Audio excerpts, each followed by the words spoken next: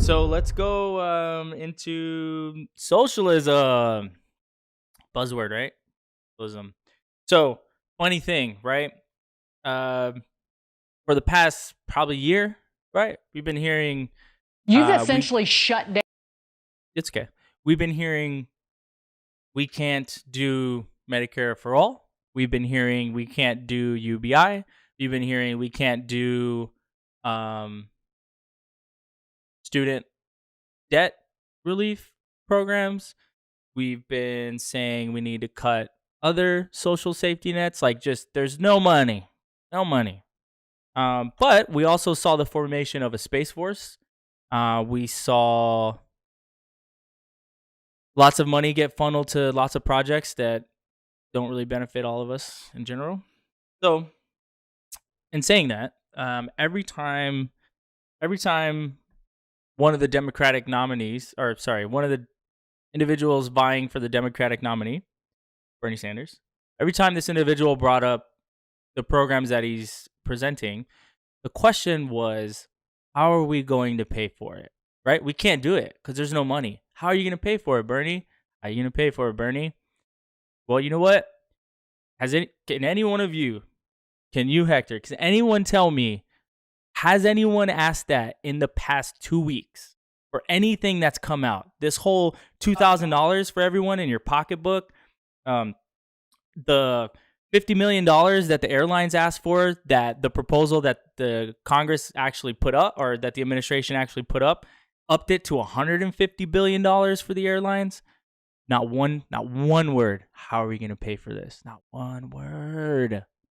You've essentially shut down a modern economy or large parts of it overnight. And yeah, that's okay. I wasn't ready to play it, but Hector's fucking trigger happy right now. He hit it twice. So yeah, I want to go into this video. Again, another Fox News video. I'm not trying to do the Fox News thing. It's just the clips that I pulled that were pertinent to this.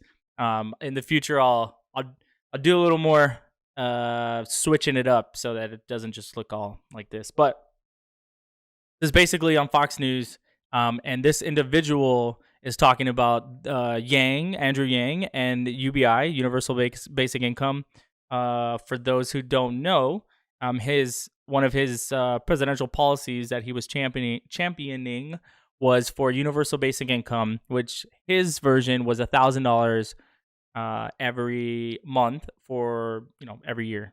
And it was for every individual that was over the age of 18, and his reasoning was mostly about the automation of jobs, but it was also as a social safety net for when people fall on hard times.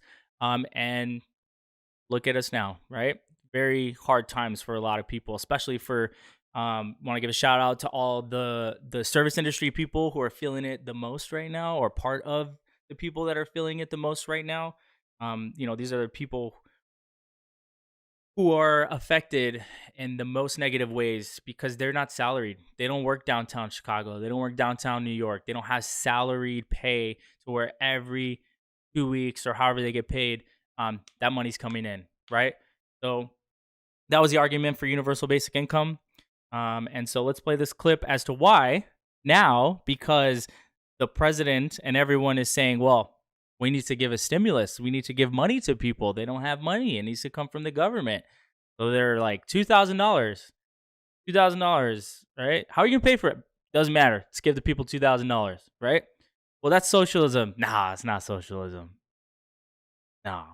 Wait, but you're giving us something for free. We're not doing anything for it. You're just giving it to us. Nope, not socialism.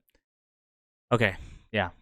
Well, whatever makes you sleep at night. So go ahead and play this clip. You've essentially shut down a modern economy or large parts of it overnight, and you need to quickly make individuals who have no income solvent and liquid so they have money to pay their bills, pay their utilities, pay their rent, buy food. If you don't act with speed and scale, to borrow words from the Wall Street Journal, you're going to turn a deep recession into something, a long-lasting financial crisis that will look like the Great Depression. So for Steve Mnuchin to throw out 20% unemployment, there's a forecast from J.P. Morgan out saying that the second quarter economy in this country is going to contract 14%. So that is Great Depression levels if you don't start literally sending checks to people. We're not talking about $1,000 $1,000. We're talking about $2,000. Send it to the people who need it, who are out of work. This is what saves us from something catastrophic.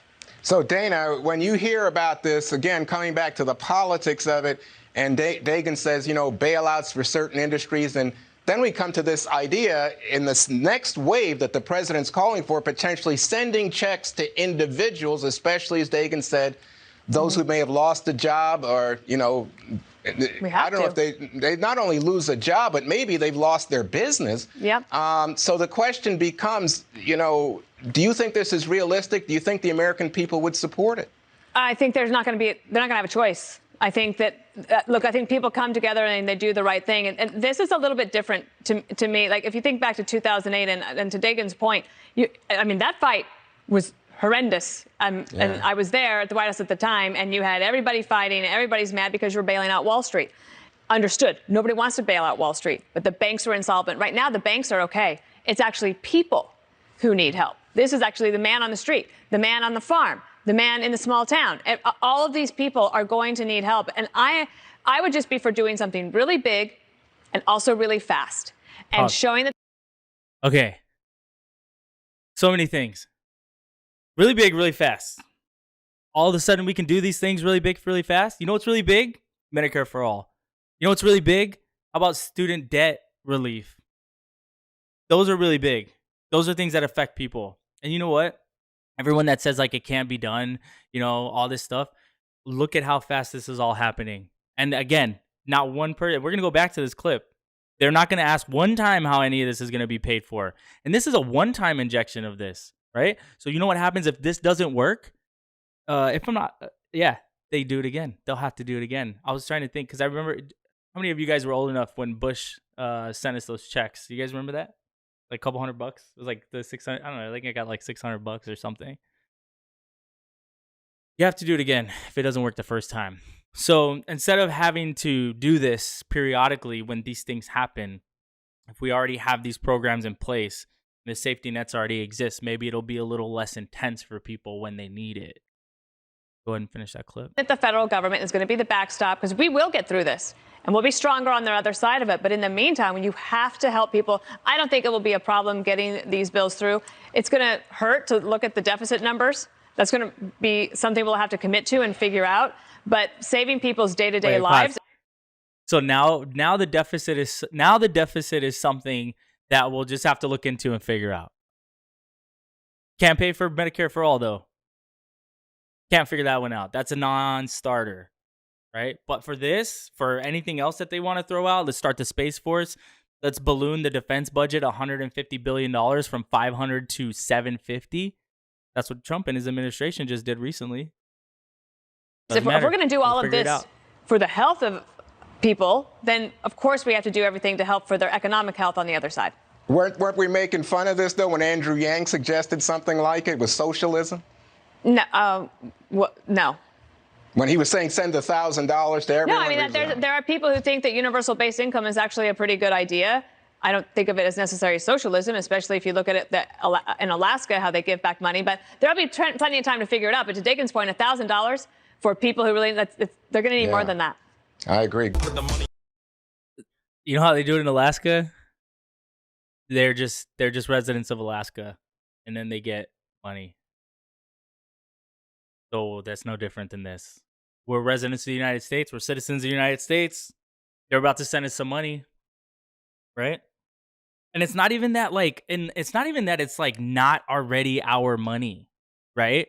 Like we pay. I think like as I've gotten older, I've realized that like we pay so much in taxes, and I'm not saying that like how do I say this? I just don't feel like the return on that civic duty is kind of balanced, right? You look around, our roads are crumbling, you know, all this infrastructure talk. I mean, we have bridges that are in dire need of repair. And so, yeah, we're kind of owed what we've already paid for. I mean, that's my belief, right? And what we're going to continue to pay for. Because, you know, as much as everyone hates paying taxes, and I get it, it's a necessary thing, right? None of when I was I had an economics course at DePaul, and I remember the professor. His name escapes me, and so apologies for that if you ever see this. But he said in economics, there's no free lunch, right? That the resources to make this thing happen have to come from somewhere, right? So this UBI program, or sorry, this stimulus check or checks or however they're going to send it out to us, this money has to come from somewhere, right? And so unfortunately, our government has been running at a deficit for a long time, pretty much since after Clinton left, because I think Clinton was the last president that had a surplus. We've been running at a deficit for sure. I think we had a surplus, and then 9/11 hit. Bush, we went right, Iraq, Afghanistan. You know the deal. So we've been running at a deficit since then. Please correct me if I'm wrong. And so yeah, we're paying into the system, our government. We have very little say on how our money gets spent. And so these individuals are running around spending all our money on things that we don't benefit from much. They'll tell you we do. They'll tell you want to sleep under a blanket of freedom, you got to pump up the military. You want to sleep in safety and security in your home?